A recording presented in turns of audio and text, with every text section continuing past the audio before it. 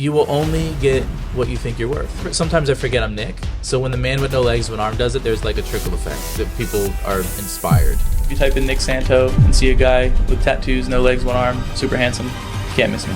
He's a global speaker, best-selling author, entrepreneur, and bodybuilder. This man to my left, I think, is one of the most inspiring people on planet Earth today. Ladies and gentlemen, introduce Nick Santonastasso! When you look in the mirror, what do you see? I see the little boy in the mirror that was so broken and would do anything for love. I thought all the materialistic things and the followers and the business and the money would get me love, and I realized that nothing materialistic will ever fill a spiritual hole. For those that are listening, one of the greatest techniques that changed my life is called...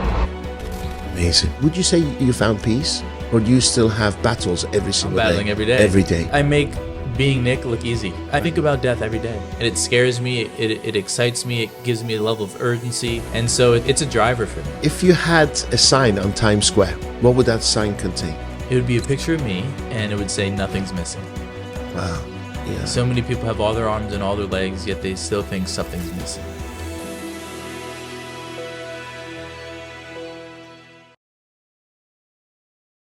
It is welcome back. Today I have a beautiful friend of mine who inspires me every single day to live in gratitude and be humble, and I admire him in many things, in business, as a friend. He's one of the biggest hearts I've ever seen. And Nick, welcome to the arena. Now I'm going to have a crack at your surname. Let's do it. Santonastasso. Perfect. Yes. Thank you, brother. Thank you.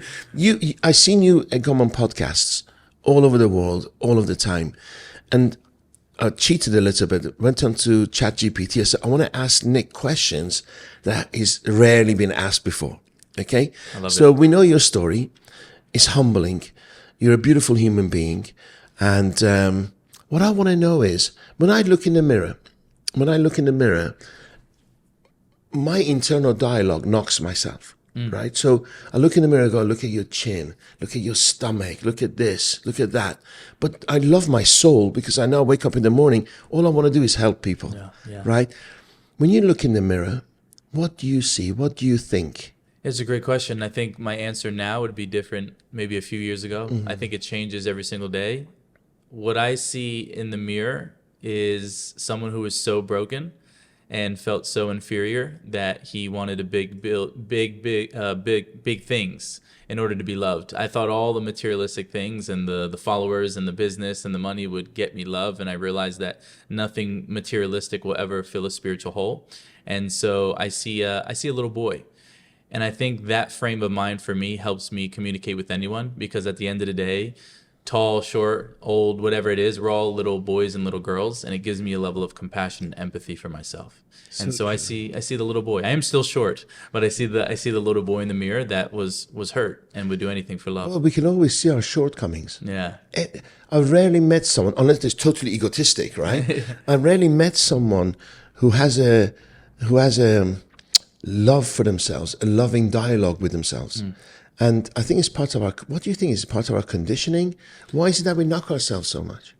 Yeah, I think Yeah, same. I think it's just the brain in survival. I think, you and I are gladiators, or people that want to create and build things, and the brain just wants to stay comfortable and stay certain and stay in its little comfort zone. And so it'll knock you so you don't try new things. It'll knock you so you don't try to create the content or execute the business idea. So I think it's the form of protection of the brain, of downplaying yourself so you don't try to unwire and rewire things or expand the psyche.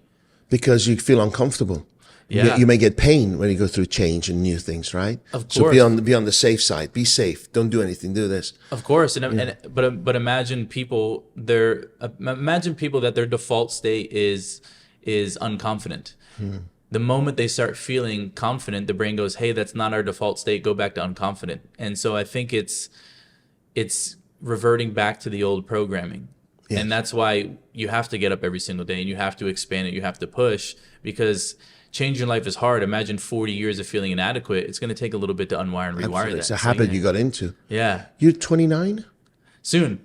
28 still. Yeah. You're 4 years younger than my son. Man, I'm proud of you. When did you get into personal development? What was the journey then? Yeah, that's a great question.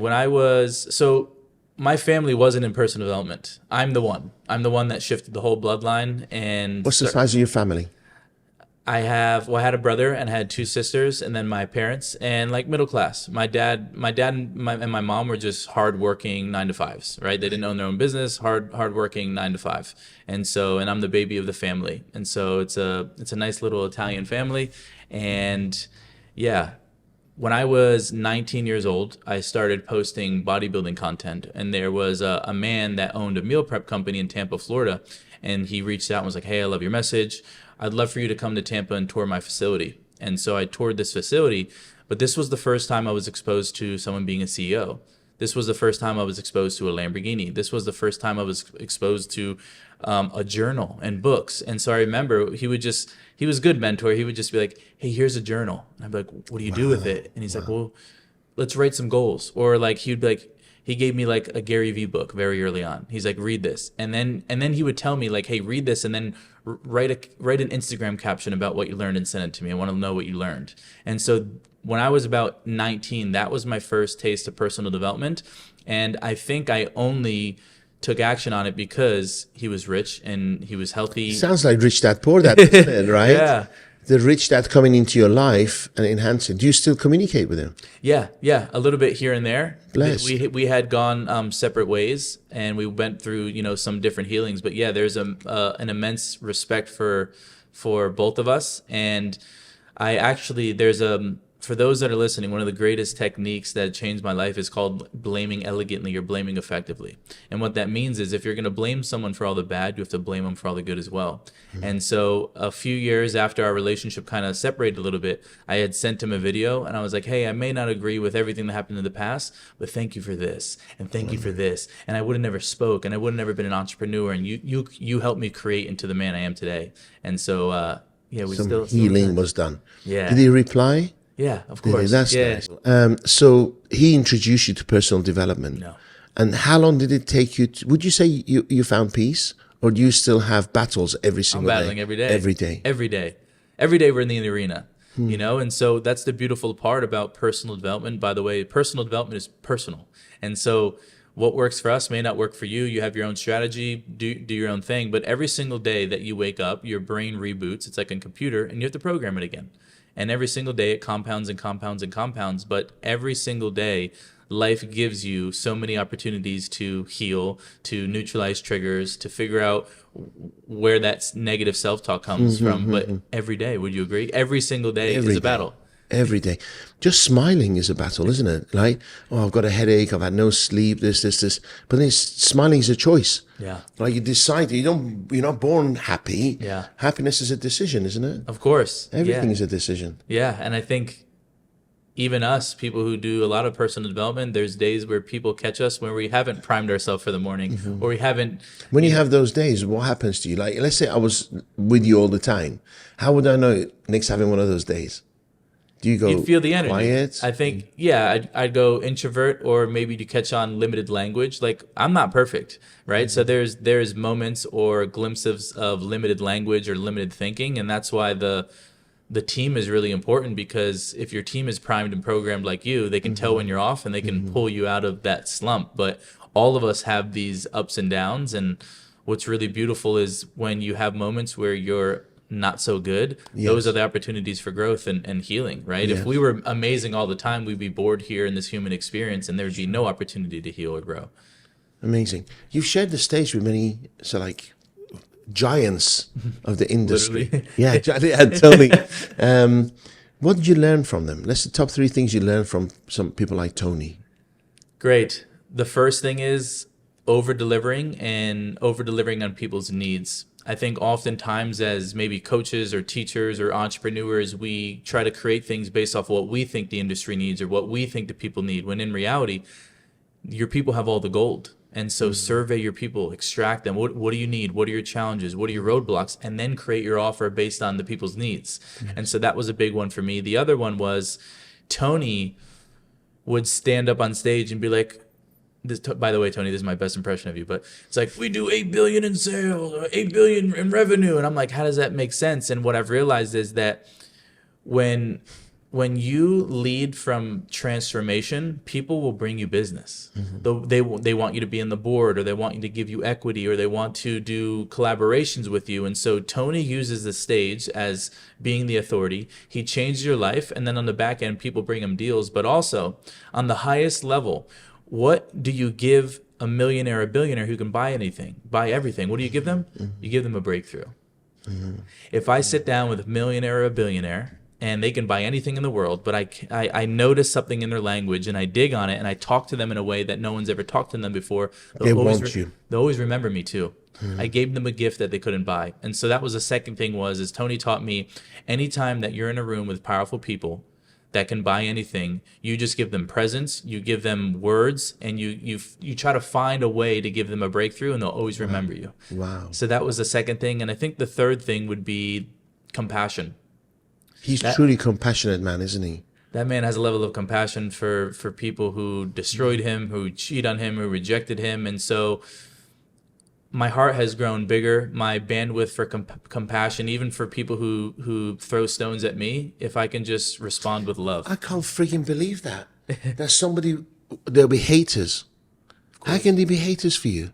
Of course, because our action taking shines light on their inadequacies. Or our willingness to pursue the goal makes them feel inadequate, right? And so we're just mirroring what they want, and they don't like in themselves. They're lacking themselves. Yeah. And so in a way, it's a beautiful thing. But I think if you're not sharing a strong message, if you're trying to please everybody, you'll please nobody. And so you have to pick a side, or you have to pick a message, and that message is not going to land with everyone. And one of the greatest lessons that I learned as being a communicator and being a speaker is I've spent too many years in my speaking journey trying to create a talk that everybody loves. Instead of just being raw, just being myself, and whoever's ready for the insight and breakthrough, they're going to get it. Whoever doesn't like it, they're not for me anyway, right? And so your message will qualify and disqualify. What I noticed is, talk about speaking, because I know you do speaking courses. Keynotes. I recently listened to someone I listened to 8 years back, and the keynote was exactly the same, word by word.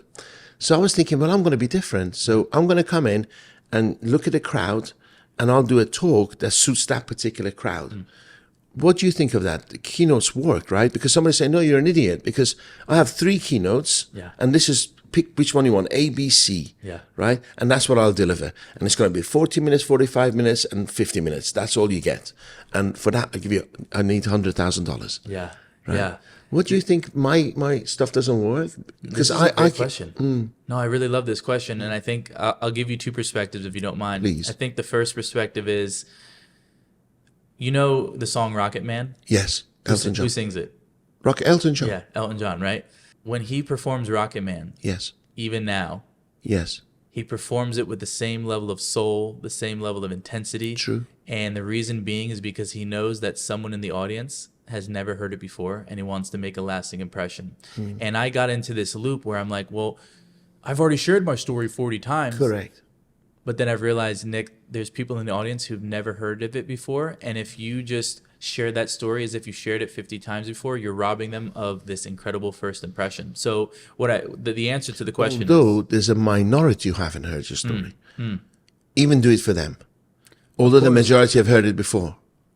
Both. Have you ever watched a movie and then watch it again? Yes, I thought I missed that, or it reminds me, right? And so I have 2 sides of this. I think first you should have one keynote that is just a masterpiece, meaning that if I woke you up at 3 a.m. I take notes. I want to take notes. Yeah. If I woke you up at 3 a.m., you would be able to rip it. Okay. Same intensities. Jim Rohn. He drops the eraser at the same time. He makes a joke at the same time. It's Tony, same thing. That's a masterpiece, right? And then you have your other arena or your other side of you where you're able to pivot and you're able to adapt. But I think what's even more valuable is having a story bank. And what a story bank is just a list of stories from your life. Of your clients, like Lego blocks. And so the way that my brain processes keynotes is it just looks at Lego blocks. And so different companies need to install different beliefs. So I'm like, okay, which story installs this belief? Which story reinforces this? And I'll just plug and play with Lego blocks. So it may be some similar stories, but different sequences, different questions. And the most powerful thing for any speaker in any keynote you don't need to share the most perfect story, but if you can ask the audience a question that they've never, like you're doing now, ask the audience a question that they've never been asked, it's going to lead them to an answer that they've never had. Ask the right questions, lead them to the right answers, they get breakthroughs, halas. Done. Amazing. Right? And so I think you should have a masterpiece, but also, like you do, is be able to pivot and flow and pull different stories at different times. Okay. But I love amazing. Thank you for that. Yeah. So let's go back to Tony. Yeah. It sounds as though you spent quite a lot of time with him. Yeah. Personally, or was he getting you prepared to get you on his stage, or how did that relationship develop? And yeah, do you have his mobile number? Yeah, I do. I don't use it. Only if I ever needed it or I'm in trouble. No, I'm just kidding. But people don't know this, but I actually worked behind the scenes for free, serving his community for 2 years. As a volunteer? Yeah, before they even brought me into... He's so smart with that, isn't he? It's a qualifier, right? It's a test. Like, why are you here? You know, like, what's your intention? And it's also self-worth. Yeah. He values what he's doing so much that he goes, yeah, you got to work 2-3 years for free for me. Yeah.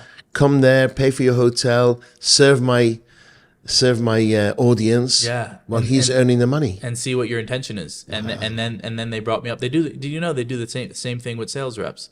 When you want to be a sales rep for Tony Robbins, you have to go through as a volunteer. But you call and you're like, hey, and they're like, no, bye, and they hang up. And they test you to call back and persevere. Like 4 or 5 times. Amazing. Now, if you want to be a sales rep, now you know. But like, they'll see how persistent you are. I do the same thing. Yeah. I reject everyone and see how, because sales, you're going to get rejection, obstacles. You're going to be able to overcome it. Yeah. I have a 7-step recruitment process. Possibly, I learned that from him. I don't know. I'm a soaker of information. Yeah. Right. Wow. But yeah, so I did that for a long, like 2 years, and then they brought me on the main stage, and then not a lot of personal time, but hundreds of hours in the room watching him serve. Okay. And so it's a beautiful thing at first when you go in as a student, and then there's a beautiful thing when you're like, what is he doing behind the scenes, and studying from a different lens. And you and I both know we love events and we love speaking. So when you and I go to an event, we take in the information, but we're also analyzing what are they doing on stage? Where's their body language? What's their tonality? How's the crowd looking? Or when you go to an event, you're like, oh, I like this. I like that. As a volunteer, I thought one day I want to speak on that stage. Did you think that from the beginning? Or? When I first started speaking, Ratmir had said, if we can get Tony, if we can get the salute from the big man, we'll have all the credibility we need. And so that was like our highlight. And then you achieve it, and then you're like, oh, what's next? You know? But that was like the North Star. It was like, if we can get on that stage, people will know Nick all around the world. There'll be so much credibility. And still to this day, people are like, oh, I saw you at UPW. That's where I first noticed you. Yeah. Amazing. So that was look at the hair. It's just amazing. That was the intention. So 2 years went by. You gave him your time. You studied him. And then when did the call come in? Yeah, the call came in. They said, hey, we're doing UPW in Dallas, Texas. There's a spot on day 4, and you were top of mind. The reason we were top of mind, because for that whole 2 years, Ratmir was emailing them like, Nick just climbed a mountain. Nick just wrote a book. Who's Ratmir? Ratmir's my business partner. Oh, right. Okay. Yeah. He's the one. Ratmir, he's been with you from day one. Yeah, Ratmir's the one that saw the vision before I saw it. Wow. When I was bodybuilding and I was that 20-year-old boy, I went to a house of 8 people, and Ratmir was there. He'd never met me before. I shared my story, and he said, "You're going to be on stage with Tony, and your story, you can speak in some of the greatest leaders in the world. You could do all over." And he said, "I know you don't know me, you don't trust me. I'll work for you for free." And he said, "If one same day, age as you, around the same a little bit age? older, like 3 years." Okay, so a young guy, yeah. Yeah, and he said, "If you like the work we do, maybe we'll start something, but no strings attached. I just feel compelled." Did he have a business at the time? He was doing real estate, and we were both broke. Wow. And we were both broke. Wow. But he was in real estate, but he also learned English through door-to-door sales. So Where is he from? Where does he originate from? Kazakhstan. Wow, really? Yeah. Okay. And so he studied in Florida for college, and learned English through door-to-door He's with sales. you now in Dubai? Yeah. Oh, we're married. We're basically married. It's just like, that's my business partner. That's my brother. I must have met him. Yeah, of course. Yeah, I can't remember. Yeah, Amazing. no problem. Yeah. Amazing. Yeah. Incredible. And there's been ups and downs to this relationship, but you... Of course. Mm-hmm.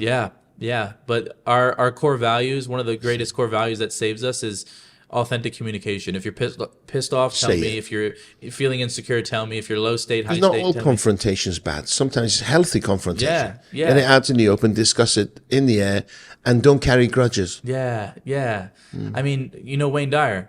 Of course. Yeah, Yes, yes, yeah. yes. He taught one of the most incredible spiritual principles, that there's no justified resentment. You don't die when the snake bites you. You don't die from the bite. You die from the venom that you allow running through your veins. And so, holding resentment, it only kills you. And so, yeah, authentic communication. And oftentimes, maybe there's some tears, but at the end, your relationship is way tighter. Beautiful. Yeah. Have you had an IQ test? No. You should, because you're super freaking smart. Maybe in some ways. 28, yeah? And you've only been doing it so how long ago was UPW? My How many last years one? ago? The first one. The first one. That you spoke. Probably you spoke. 5 years ago. So this journey did has 4 happened years in with Tony. 5 years. With Tony. But collectively 8 years. 8 Yeah, years almost ago. 8. So I you started went- speaking when I was 20, 21. That's I'm now incredible. 28. Yeah. That's incredible. Yeah. So 4 years you traveled with Tony. I did all the UPWs with Tony. Do you mind if I ask if you are paid or is it Yeah, still? yeah, oh, that- yeah. He did. But I also knew that even despite the money, the experience, the notoriety, and the credibility of me on that stage was invaluable. Well, yes, yeah, exactly. invaluable. And did you go on his private plane or you just traveled separately? Now I traveled separately. So he still keeps that distance between He us. does. He does, and I think he keeps that distance because Jim Rohn kept that distance from him. I don't know many people know that. I don't know if Tony would even want me to know that, fine. but I've Observed studied, and, yeah. right? And so there's no Nick. Was he that close to Jim Rohn? He was like. Wanted to be, but I don't think Jim let him in that much.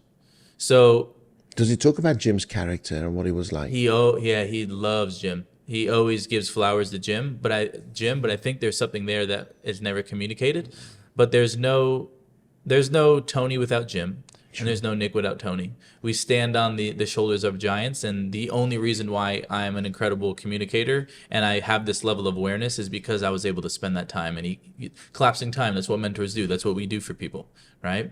But I think he wanted to be closer to Jim, and I don't think He didn't let him in. Sometimes it means And maybe it's that good. maybe I'm thinking a lot of people. I'm just like you. Let's go for coffee. Let's go for a drink. Let's do.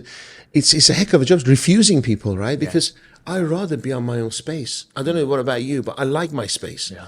I like time to think. And then this next one is family, right? I like spending time. I've got kids, so my kids, my wife, and I put a lot of what's the word? Value on thinking time, studying time. As I'm getting busier, I have less time to study and read, and I hate that. When I read a book or listen to some coaching, I need more. I have this desire to have more. Do you have time for? I wrote down here studying and reading. Do you study a lot of people still and read? I think And where the hell do you find the time? Yeah. Because you're a lot more busier than I am. Yeah, the belief that you think you're done is the belief that's holding you back, right? And the belief that you think you'd mastered sales or mastered communication, that's what keeps you stuck because You can never master anything. And never. everyone's Just keep moving going. and changing. yeah, just keep going. So we're always studying. But I use like a net time, right? So if I'm on the treadmill, I'm working out, instead of music sometimes I'll just put in an audiobook or I'll put in a podcast. And so I try to squeeze it in when I can. But especially in Dubai, this pace, Yes. this is my first year in Dubai, the pace here It's crazy, so isn't fast. it? And time flies, Oh, it's doesn't a it? time warp. It's a time warp. Isn't it? It is. I've been here 15 years. It was like 2 years ago. Yeah. Before you know it, it goes so quick. Yeah, I've already been here 7 months. I remember when you just landed. Yeah, I was scared. I didn't know what was going to happen. But Right, yeah, right, 7 months. And so I And think, Dubai loves you. yeah, Dubai loves I you. feel it. I feel it. Yeah. But Dariush, that's the beauty of being in an environment that values you. And I can say with certainty that's one of the reasons why I left America is because I know I'm valuable. I know I'm one of the greatest Yes. in what I do, and with the vessel, it's a perfect storm. And I felt like they were limiting me or trying to keep me down. Yes. Or there was this Or like positioning ego. you. Yeah. And so I was scared to come to Dubai, but the moment that I came here and people saw me, they were like, "Where have you been? We need this. We want this. We want to elevate you." And it's with the right energy and the right people, it's a collaborative and not a competitive energy. It's like, I'm not trying to compete. I want to collaborate. Because you believe in abundance, right? There's enough for all of us. For all of us. There's enough money for all of us. There's enough time for, there's love, spiritual for all of us. But most people live in scarcity. Yeah. We were discussing this. And they think, well, I can't put Nick there because I'm vying for that position.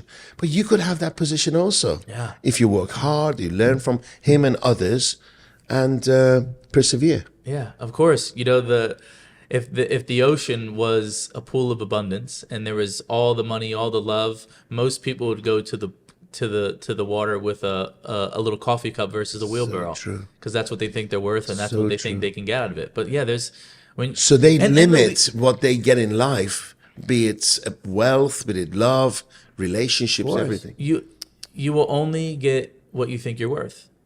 Some people think I'm worth $50 an hour, and other people think I'm worth $50,000 an hour, And they earn it. and they get it. 350 billion. Yeah. But if you look at Elon Musk's business, they're not actually great businesses, right? If you think about Yeah. it, not many of them are making money, but he's a damn good negotiator. Yeah. Yeah. I think it was the Obama government that gave him billions to rescue Tesla and the space. Yeah. Otherwise, they're not hugely profitable businesses. But they're willing to ask. You know, Yes, they're willing to ask for what they think they're worth, And he got it. and then recalibrate. I mean, how many in sales, right? How many times have you told someone the investment and they immediately said yes, and you were like, I probably could ask for more. Yes, you know, true. like maybe I limited myself, right? You know, the question I hate is that dirhams or dollars? Oh my God. I can't say dollars now. I'm coming to dirhams. Damn it. I'll give you a quick story. The son of the ruler, the crown prince, they owned Skydive Dubai, Yeah. right?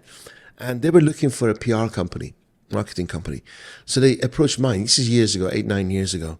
And I got this fee, and I thought it's far too cheap. This is the Highness's office. So I multiplied it by 4 or 5 times, okay? And I submitted the most amazing proposal. It got rejected. And do you know what was the reason? You're too cheap. They went with someone 20 times higher than my inflated price. And they weren't even in this country. They were in Italy. They had to come in, because it was such a great contract, they had to come and set up an office here. Wow. Imagine my lesson. I'm thinking, why do I bat so low, Yeah. right? Because I have to think what they're thinking, put in their position, because money's not an issue. Yeah. It's not real. Because for real super rich people, money's not an issue. Like they can buy anything, can have anything. Yeah. But for me, it was like give a reasonable price. Yeah. Yes, and deliver. For them, it was just, can you deliver? Yeah. That's so powerful because we buy based on our identity. Right? So there's freeple people who love free stuff. There's cheapo people who love cheap stuff. And then there's people like you and I who are premium people who buy premium. Right? Yes. But our level of premium, there's always the next level of premium. Exactly. Right? Exactly. And so, yeah, if someone came to us and tried to sell us a course and it was cheap, we'd be skeptical of it. Why are you Correct. so cheap? Correct. If you believe you're the best, You why are you so charge it, cheap? yes. Sometimes the best isn't the cheapest and the cheapest isn't the best. So That's true. a great lesson. That's good. Like, Thanks for sharing that. You're welcome. We're going to go back and forth if you don't mind. No, You mentioned great. the treadmill. Do you have, because I'll give you an example. I'm typing, okay, and I get neck pain. I'm driving, I lean, I get shoulder pain. With yourself, with your body, do you have aches and pains in your spine and things like this? Because you said you were on a treadmill, Yeah. right? Yeah. Because you don't have 2 healthy legs to run on, and I get pain because I'm flat-footed. Yeah. Do you have aches and pains? Yeah. I think I make being Nick look easy. Yes. And but also I'm super dialed into my vessel, and I value it. And so like I get body work once a week. Like if I don't get body work, my body hurts. And so I need to have a master work on my body every single week. Like alignment, stretching. Yeah, all of alignment, deep tissue. And then I work out, because if I don't work out, I won't be able to get around. I won't be able to flip on the chair. I won't. And then I think about being a dad, and my kids being like, Dad, you used to play with us. Can you be a dad? Yeah. Oh, fantastic. Yeah, amazing. yeah. Amazing. But I think about, imagine stopping, and one day your kid sits down and goes, Dad, what happened to you? Dad, you used to be a great speaker. Why'd you quit? Or Dad, like you used to make those cool videos. Like, why'd you give up on that, Dad? Or dad, like, you used to like run around with us and be in shape. Like, why'd you quit? I think about that. I don't even have kids, but it makes me emotional, and it gives me this leverage of like, stay the course. I get it. Yeah, I get it. yeah. So when are you going to have kids? I know you when you have a good relationship. No Or idea. steady. Do you have you had steady relationships? Yeah, before Dubai, I was in a 5-year relationship. I stripped myself down to nothing. You know, I left. It was a great relationship, but I just felt, and I You feel burn like your boats. Yeah, and I feel like as men too, you need to put yourself back in the fire. Yes. Right? It's like when you have a lot of success and you're in this incredible spot in your life where you have so much success and so much experience that it's easier to get comfortable. And I feel like you have to put yourself back into the flames. I'm going through it right now. Yeah. I'm comfortable, and I'm looking for things that are worthy of me at my age and my time, and make myself uncomfortable. Yeah, yeah, and I love that. I love that about you, that you put yourself back in the flames. And so for those that are listening, it's like when you get too comfortable, find something that's going to shock the brain. Find something that's going to totally get you outside of your comfort zone. And for me, my crazy self was like, I'm going to sell everything and move to the Middle East. Wow. And people thought I was insane. Yes. You know, and when I You got didn't here, really have a plan. No. You didn't really have I know, I remember. And for you, it was just literally a decision, put the stuff in the case and come over. Yeah. But for a lot of people, even changing bank accounts is an issue, or moving neighborhoods is a massive issue. I had left that relationship. I had bought this incredible house in Florida. I was going to move. Everybody was moving in, and I was like, this just doesn't feel aligned. I was like, hey, this was tough. I can't do this anymore. And then Ratman and I were sitting there, and we were like, we thought the cars and the houses were going to make us feel different. Wow. And we got to this point where we felt lost, but also environment-wise, energetically, we were like, what are we doing? Like this, there has to be something more. And we got the insight of the download of like, hey, maybe we should just look at Dubai. We felt like we were... You'd been here before? No.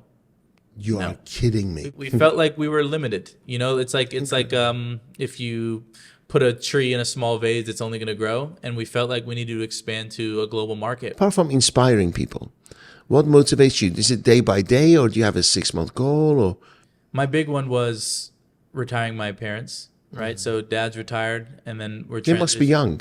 He's 60, 62, 63. My age, so he's very young. Yeah. Amazing. And so that was the goal, transitioning mom out as well. But my main driver was to totally upgrade the bloodline, because no one thought I could do it. Yes. I was the one that the doctors were like, he's definitely not going to be independent. He won't be able to feed himself, drive. Yes. He'll be a big baby for the rest of his life. And so, you give him all this, and he may not even make it to old age. Yeah. And so I carry this chip on my shoulder for sure to prove people wrong, but also, to take care of my family. I think it's boring to have money alone. When I was 7, all the male figures in my family passed. So since 7, people are saying, you're the only man. So you're going to be the breadwinner. You're going to be the provider. So since you're 13, I've been working. Wow. Non-stop. Yeah. And it's such a hard thing to manage in my life right now, because I don't have to work. I've studied rich people, and I get money to work for me rather than me work for money. Yeah. But it's a battle every day. My son was watching, he's 17, but he was 14 at the time. And he was watching this blue-haired guy YouTuber on TV before school, and I turned the TV off. Pardon? Ninja. I don't know. Yeah. I don't know. It's the only blue-haired guy. Yeah. I don't think he's blue-haired now, but he's like kids and everything else. But anyway, so he was he played games. People watched him playing Ninja. Games. Yep. Is it Ninja? Yeah. So I turned the TV off. I said, look, son, you have to be like your dad. You have to get up at this time. You've got to be disciplined. You've got to go to work, blah, blah, blah, blah. I go, okay, Dad, poor thing. So I'll go downstairs to the car park, sit in the car. I thought, I'm just going to check this guy out. He earned $35 million last year. I was like, turn the engine off, went upstairs, said, son, you know, everything I told you now, load of rubbish. Now, I'll switch the TV on, watch him. Now he's a YouTuber. Is he? Son's a YouTuber. Yeah. He's got 150,000 followers, monetizing YouTube. He's doing so well. Great. Yeah, I love him to meet you. And I think he's going to be like a TV presenter, a radio presenter, or something. The next Chris Fade of Dubai. But, right. And it's crazy. Chris, by the way. Yeah, I love Chris too. Yeah.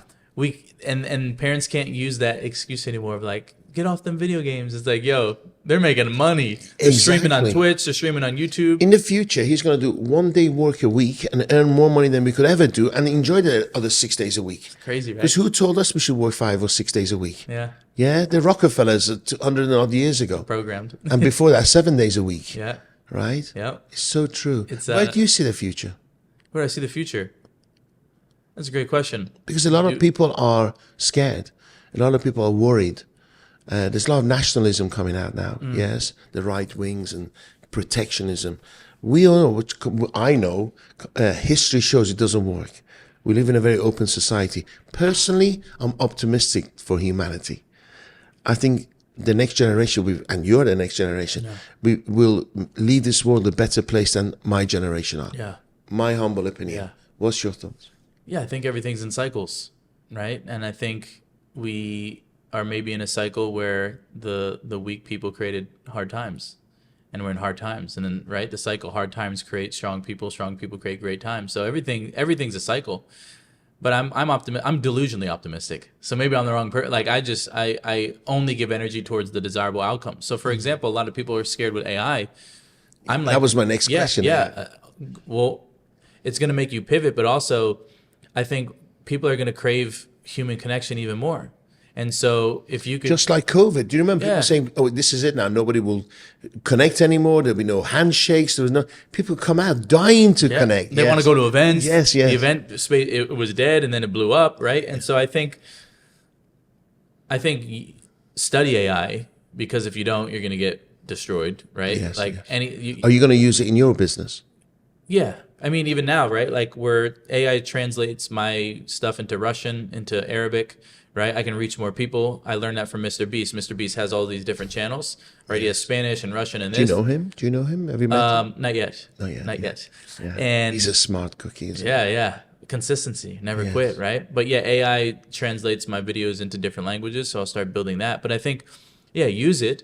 But also, people are still gonna, like, if everything goes robots, people are gonna crave human connection, emotional intelligence, vulnerability, authenticity. So, for those that are fake, good luck, and for those that are real, people will connect with you, right? And so I think it's good. I believe everything is about energy. Yesterday, somebody said to me, "Oh, I love your energy," and I was exhausted. And I said, you know what? People say this to me all the time. So I was thinking, if it was a gift, is this energy that people talk about? And I said, why would you say that? Because I'm exhausted. Because it's just the way you look at life, the way you make eye contact, you're present and all this. And I thought, and a lot of times people want to do business with me because they like the energy. Yeah. And they don't even know the terms and conditions or what it entails or show me in bullet point. They say, all right, here's a check. I want to do business with you. Let's talk about how. Yeah. Too many people want to see the how before they do business. Does that make sense? Yeah. It's beautiful. But just to acknowledge you is that even you exhausted is a higher state of energy than most people. Really, yeah. Because you've exercised it, right? You've built this muscle of being in a beautiful state more than you're in a not so good state. So even your lower state is higher and than caring about genuinely caring about the person you're sitting in front of. Who would have thought? Who would have thought? If you really care and your presence and you want to meet someone's needs and identify where they're lacking and how to serve, like you go a long way. And that's my philosophy. I believe if I bless enough people, I'll be blessed. Beautiful. I'm an offering to the world, right? If I can build myself into the greatest You're a gift. I'll give myself to you. I love you, man. Yeah. I really do. You work a lot in Far East now. How did I see you in China? Yeah. But what's going on there? How did that come to fruition? How did that happen? So when I was a young boy, when I was 20, 21, we got this, and I was posting, I've always posted videos. I was a content creator, and we got this like really weird email, and I thought it was a scam. Ratmir thought it was a scam too, and it was like, hey, I'm this translator in China. I want to bring Nick to China. And we were like, this ain't real. Yes. He's like, I'll fly to your city in Tampa. Like, I'll fly to US. And we're like, okay. And he did. And we built an incredible relationship, and he brought me to China. We did our first tour, and he mentored me. Like, and ego still pops up. And, for example, he was like, we're going to script your whole speech. And I'm like, no, I freestyle. Yes. Like, I do what I want. Yes. He's like, no, you're not. He's like, we're going to script it so it makes sense when I translate it to the Chinese audience. I'm like, okay. So I listened to this guy. Had you done events before? In China? Yeah. Had he? Oh, he was a big translator. So he was a big he was a big translator. translator. Okay, Yeah. so he was experienced. Yeah, He he knew was what he was talking experienced. about. So I listened to him, and fast forward, I'm the #1 international speaker in China. I own literally like all the market share, and especially after COVID, their economy got rocked. Mm-hmm. And I'm the one of the only. It's me and John Gray, the guy. Yeah, John Mars. Gray. Yeah. He's still Yeah, doing the tours. he's still doing his thing, Men are but- from Mars, women from Venus. Yeah. I know him. He's a very nice guy. Yeah, great guy. He's getting on a bit now. Yeah, right? yeah. And so I think he came to China once last year. I did They like, loved I did him. it like 5 times, you know, Wow. and all sold out. But that I built a deep, meaningful brothership with my translator. Like, it's not just business; that's a brother. Like when, for example, when we came out of COVID, he was in debt, and I knew that he was in debt, and he does so much work promoting me. I did the tour, and he gave me the money, and I just handed it back to him. I said, "Pay off all your debts," and he paid off all his debts, and you know, it was an emotional moment, and I was like, "Just let's keep going." And now it's been many tours. So you take a bullet for each other. Yeah. That's That's I think It's very rare, bro. It's very rare. Yeah. this. But I think it's I said it the other day, is like, don't just be rich in money, be rich in relationships. And I think when you have a brotherhood, and I pray that everybody listening finds their sisterhood and finds a brotherhood, that when you have brothers, you'll even enjoy being broke together. Yes. Even if everything crashed, we'd have a great time under a bridge together. That's what I want, you know? So regardless of what our finances look like, we can still have our brotherhood. Thank you. Yeah. Okay, let's go about brotherhood. You had a brother you lost. What happened there? Yeah, he was... How old were you? How old was he? I'm so bad with time because I don't believe it's real. Let's see. It was 4 years ago, so I was 24. Recent. Yeah, I was 24. He was 28 or 29, so he's my age now. And Were you close? we were just getting close, you know, because there was an age difference. He went off into the Marines, and then he got honorably discharged, and then I think from there they put him on some pills, Medication. and then he got hooked on that. And then Did he go to Iraq and stuff like this? Did he do no, battle? just he graduated and then was in training, ready to deploy, and he got hurt before that. And we actually found out that his battle buddy got blown up in an IED. So I mean, How could have that could have damaged him mentally? it's crazy, right? But he was an entrepreneur, but all in the illegal ways. And also, so He was naughty. Yeah, Your mom and dad knew, but they decided not to turn the think- other cheek or turn the other eye. I think kind of no. And I thought I was being a good brother by just like not saying anything. And he was in your city. He was in Yeah. your neighborhood. Yeah. He didn't live in another part of America or anything. No, in our state of New Jersey. Okay. Right. And so he was an entrepreneur, but in the naughty ways and mentally unemployable, like, you know, like didn't want a boss. And we make jokes now, is like he wanted to do everything fast. He liked fast cars, fast motorcycles, Fast life. lived a fast life. Yeah. And so he had overdosed on heroin and fentanyl. And I lost my brother. And he passed on my dad's birthday. So, and my dad's birthday was just a couple days ago. It was the anniversary. So you don't know whether to be happy or sad or Yeah, it's a weird celebrate. day. Yeah. It's a weird day. And so what I did was I posted on my story and I said, hey, go blow up my dad with a bunch of love. And my dad texted me, he was like, Nick, I have like 3,000 DMs. I don't even like, thank you. You know, I was like, it's the least I could do on this very, very tough day. But yeah, he had passed, and that was how I got brought into the alcohol and drug rehab space. You know, I didn't know anything about addiction. It wasn't in my awareness, right? It wasn't in my bandwidth. Yes. And then once he passed, I felt like there was a calling to help people. Beautiful. Yeah. And did he have children, family? There's one kid. How old is she or she? Tavin, I don't even know. I don't know. He Young. is younger, but his mother had took him. You lost contact. Yeah, yeah. Do you ever think maybe you should connect? I think my dad, my Right. family had seen him because the local towns like football and sports and Okay, so there's- she's still living around the He- neighborhood. Yeah. So there's been some contact. Okay. Yeah. Good. Yeah. God bless him. Yeah. What do you think of death? What do you think happens when you die? I love this. You got great questions today. I haven't I think even about- looked at the other questions I prepared. We just been flowing. Yeah. Okay. I think I'm catching some of these. Now, I right? think about death every day. Me too. Every Why do you single think day. about death every day? I do because I so curious. I witnessed so many deaths. Yeah. You've got to experience a I lot don't of know. life. I don't know if it's a curse or a blessing. I don't know. Me neither. I'm so intrigued. I'm so fascinated by it. You have some cultures who are afraid of it. You have other cultures who can't wait. Celebrate it, right? It's so interesting. But also I think about it because it reminds me of how precious right now is. So true. I think we get so caught up in like, oh, we have time. You don't have time. What makes you? Because 28-year-olds don't think about death because most of their life is ahead of them, right? So why do you think about death? Because I have a reason, right? Because I've witnessed people, young men in my family die in front of me. Yeah. What made you think about that? I've seen my brother. My brother's gone, right? Before that, you didn't. No, I don't think it was as much. So when my brother passed, it was like, oh, he was there, and now he's not there. Where is he? Like, what's going on here? But also, I know how fast time goes. You don't think we rush to grow up as kids, and as adults, we wish time would slow down. So true. And so I'm just fascinated by our immortality, and that we're going to expire, and I'm a big believer in energy, so I'm like, energy can't be created nor destroyed. It can only change form. So like we go somewhere. But I don't know. I'm fascinated by it, and it scares me. It excites me. It gives me a level of urgency. When I'm scared to execute on something, I'm like, you're gonna die. Like, might as well do it, right? Yes. And so it's a driver for me. It's Because you do crazy stuff, right? Yeah. So if I'm on that boat and I'm thinking I'm going to dive in and I've got no arms or legs or whatever, right? And I'm like, I think I'll just give it a skip. I'll go and have a cup of tea or something. Yeah. But you dive in. So you have that dialogue, right? You've got nothing to lose. We're all going to die. Jump in and experience this. go for it. I think.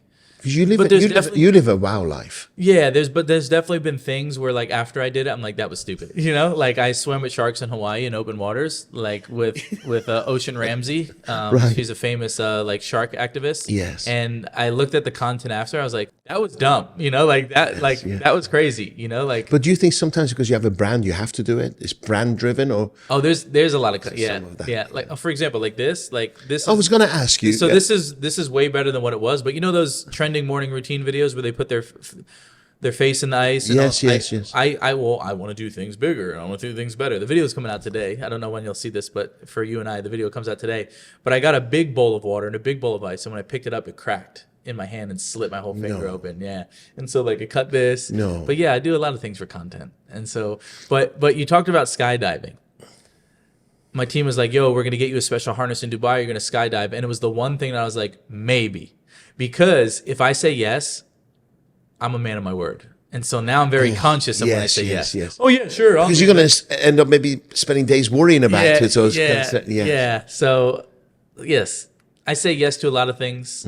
I also realize that when the man, sometimes I forget I'm Nick.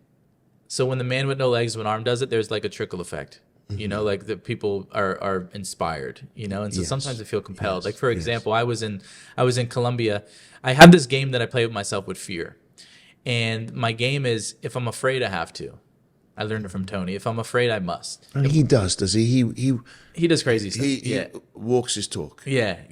Even in his 60s. Yeah. Oh yeah. He outworks most of these young guys, you know, including myself, right? But if I'm afraid, I must. And so we were in Colombia and I saw this diving board over the ocean and I'm like, no, I wish I didn't see it because I'm afraid. And I'm like, pull over, you know? And so we pull over and... What was the height? I don't even know. I'll show you the video afterwards. It's pretty high. And I told Ramir to go first, right? So I'm like... Oh, no, he's got to put up with you. Yeah. Oh, they do? No. Yeah, my team has to put up with me. For example, I also committed to climbing Mount Kilimanjaro. Right. And because I committed, my whole team has to train now. Oh, my God. And so, but Ramir jumps off the diving board. And then I'm like, all right, I'm just going to like go to the edge and like take a look. Check it out. And I go to the edge of the diving board. I turned around. There's 30 Colombian people. Go, vamos. I'm like, guys, I'm a performer. Guys, you know who I am. I'm a performer. Yeah, if there's people, I'm like, all right, you guys count down. 3, 2, 1. 3, 2, 1. I jump off. And it was great. It was a liberating feeling.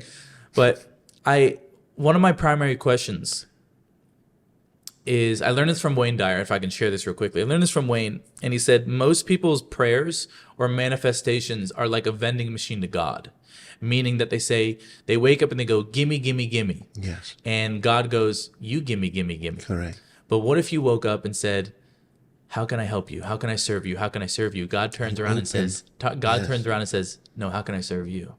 And so after I jumped off the diving board, And I posted the video. I had this realization where I said, was that my moment today of being a blessing to other people? Yeah. I was like, it was. Because for me, it was just jumping off a diving board. But for someone watching me, they were like, who inspired. knows what they went and, Oh my God, went off and did in their life. Amazing. Do you think about the future? I know you think about death. Do you think, how far in the future do you think? I'm like 3 years. Okay. Maybe like 3 to 5 years. How about forming relationships? Are you good at that or no? Or what kind of a woman would be the ideal partner? Yeah, that's a great question. If I was single, I'd be thinking, when I had nothing, I think nobody wants me. That was my dialogue. Yeah. Now I've got it, and I'm married, happily married. Yeah. But if I was in the market, I'd be like, are they liking me because of my money? Do they like me because of my followers and or whatever they think I am? It's very difficult. As a single man who's famous, well-known, with certain challenges, how do you look at relationships, and what kind of a woman would be your ideal partner? Yeah, Dr. Sarah, great friend. Sarah Mantani. Yeah, she had said something that sticks with me, and it was basically like, you need a woman that can protect you in the 5D while you're providing in the 3D.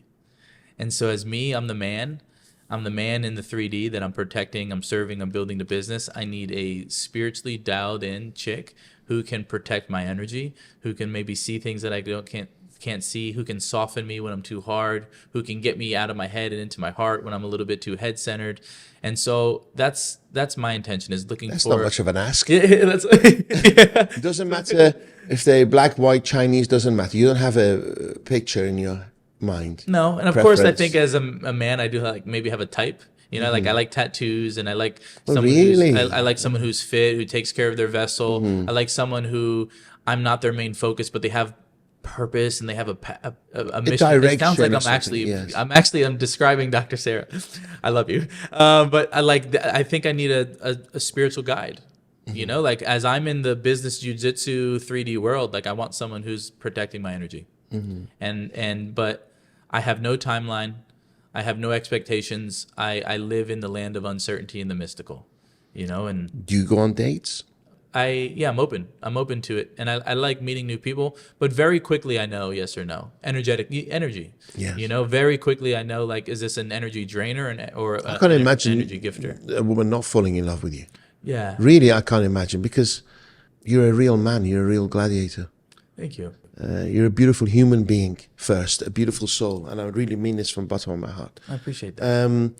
We were talking about this earlier. If you had a sign on Times Square, okay, that millions of people will see every day, what would that sign contain? It would be a picture of me, and it would say, "Nothing's missing." Wow. Be blessed with what you already have. Nothing's missing. Yeah. So many people have all their arms and all their legs, yet they still think something's missing. Have you had that done? No. Let's do it. Inshallah. Oh, you know, my team will do it. Do you mind if my team work out on the design? Yeah, we can figure it out. But nothing's missing. I love you that. know, and I've trained over 1 million people from stage, so I see patterns. And one of the biggest patterns is people's main emotional home is inadequacy, or they're not enough. Yeah. And it's because they're always focused on the evidence that something's missing versus the evidence that they're whole or they're more than enough. And so you don't get the life you have, you get the life you focus on. And so if I can teach that one principle of like, hey, take it from someone who the illusion of less is whole, you're whole as well. Absolutely beautiful. Tell me about your business. I guess there's a few things. The first thing is training, right? So there's keynote speaking and appearances, and then there's deeper corporate training. So that's something that I'm really passionate about. The second thing that I'm really passionate about now, which Dubai has exposed me to, is working with the government on the infrastructure to make this the most inclusive, accessible place in the world. Beautiful. I just met with, I'm going to butcher names, so I'm not going to share names out of respect, but one of His Highness, about POD programs and making this from the moment you land in the airport for people who have physical or mental disabilities. How can we make this a place where families want to go to? Incredible. And so that's a legacy play for me. I've never really thought Did you about come up with that idea, or they did? Together, like they did. How forward thinking is that's this? what I'm saying. That's why I moved here, you know, and so they want to make this the most inclusive, accessible place in the world. And the greatest compliment, I got it the other day from Nira, this woman, Nira, incredible woman.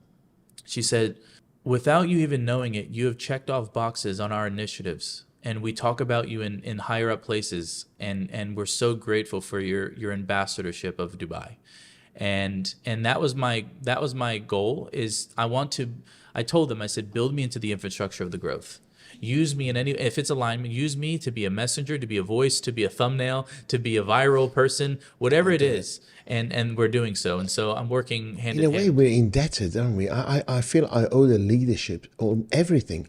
Because where in the world can a 44-year-old come, build something, and I don't even speak the language? Yeah.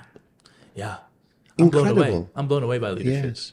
And Really so incredible. Where do you see Dubai in 5 years? I think the whole world's coming. Don't you think the whole world's coming? Yeah. The leaders know that they really embody constant and never-ending improvement. They just keep innovating, they keep getting better, and they're leading from the front. And I think they're going to set the golden standard for a lot of things. They are right now. And so I don't see I see everybody coming here. I do. I think we're riding this huge wave, and it's no bubble. It's just going to continue growing. Yeah. Because comparatively, size-wise, we're the size of, I think the whole of UAE is the size of Kent. Really? You know, UK. Yeah, Kent is just like yeah. it's a tiny, Dubai's tiny Yeah. comparing to other cities. If you think about it, from one end to another, it's 20 minutes. Yeah. And there's so much growth left. So much. And that was the question that I asked with some of the government. I was like, where do you get this wisdom from? I know. This ancient ancestral Bro, wisdom. 60 years ago, they're on camels. This is a young country. Yeah, so I asked, and they said around 1960, they literally got all of the Emirates, yes. the leaders, and they sat in a desert camp for 4 months. Really? They masterminded for 4 months to It build wasn't- the vision. Yeah, incredible. You think your business idea, like a led couple by minutes on, Sheikh Zayed of Yeah, Abu Dhabi. yeah. That's why he's yeah. loved so much by Yeah. everyone. And because they're also deeply rooted in the belief that no one dies if we keep executing their ideas. Incredible. So like he's still alive. Yeah. You know, his energy, his ideas, his innovation, it's he's more than alive. Really incredible. We're living in amazing times in an amazing country. Yes. Yeah. Well, thank you for coming over. Hey, thanks Thank for you having for me. being in Dubai. It's always a blast with We're you. talking about, meet you. Sorry, maybe I've interrupted business. So government, corporate, speaking. Is there anything else? We're involved in alcohol and drug rehab centers. Mm-hmm. That's another one. And then in a few weeks, I'll be able to share something big. Okay. Not yet, but I want to build something big that will serve a lot of people and really get outside of my comfort zone. And then also, we created a foundation called Influence for Good. When I was born, there was a foundation that helped provide financial stability and help with medical equipment. And so I want to be the arms and legs for kids who don't have arms and legs. Worldwide or here? Worldwide. We'll start here, especially I want to give back to this community. And then also I want to go on mission trips where I give out wheelchairs and walkers. For example, I have I'm in contact with a little boy in Brazil. He was born with no legs and one arm. Yeah. And I'm going to identify their needs, and then we'll raise some money. We'll fly out there. And Well, give let them me know if I can support you in any way. I really mean that. Yeah, thank you. Okay. Yeah. Love you, man. I love you too, brother. Thank you so much. Guys, wow. And that's all I can say about our lives, right? Wow. We look back and go, wow. Where does this journey start? Where are we now? Yeah. It's a blessing. Our younger self would be proud. I know, well, you're still young. You're a baby. Still going. My son's 4 years older than you. It's just how old I am. Yeah. But young souls, I love you very much, Nick. Thank you my for friend. coming. Appreciate it. I honor you. I salute you. See you soon. Thank you.